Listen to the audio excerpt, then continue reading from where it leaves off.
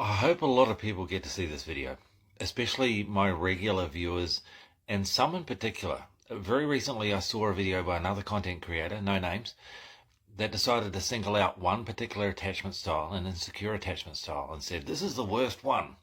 This is the worst one. I'm not sure exactly how they expect to gain any followers or especially any clients of that particular attachment style, because to malign them and then criticize them immediately shuts them down. I don't think it's responsible. There are no attachment styles that are worse than another. There is one in particular, I won't name it, that's least understood. We don't know how to deal with them because the education isn't there.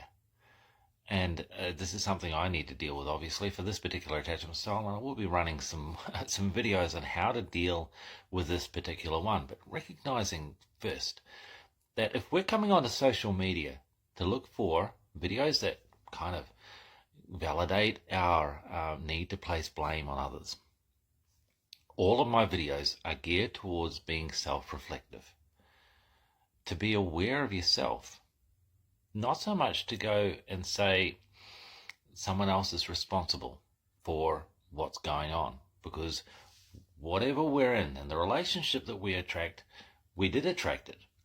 We did accommodate it, and in many ways we've enabled it to and stayed in it for too long. But recognizing that in that relationship is an opportunity.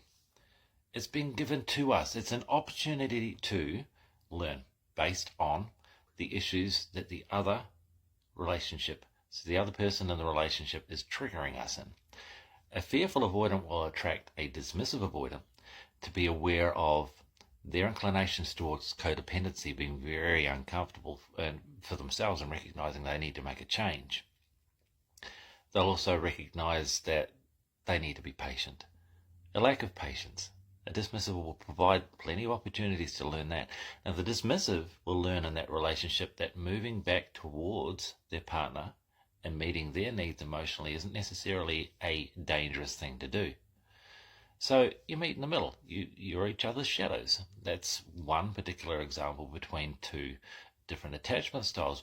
I'm saying that every single relationship is an opportunity not to place blame on the other, but to be aware. What is this triggering within me? My relationship with myself and my emotions are my responsibility, not someone else's. I'm not going to outsource them. I'm not going to say, I'm going to place the responsibility of my emotions in the hands of another person, because they're not going to respect them like you will. And they'll let you down. Not only that, but most likely they're not even capable of dealing with their own emotions, let alone yours on top of them. And it will drive them away. Let's just begin to be more self-aware. No placing blame. Holding healthy boundaries, learning how to do that, but that's our responsibility. And instead of looking for a reason to come onto social media and say it's someone else's fault, let's learn how to heal, because until we stop placing blame, we will never heal and we will never grow. Let's make that change together.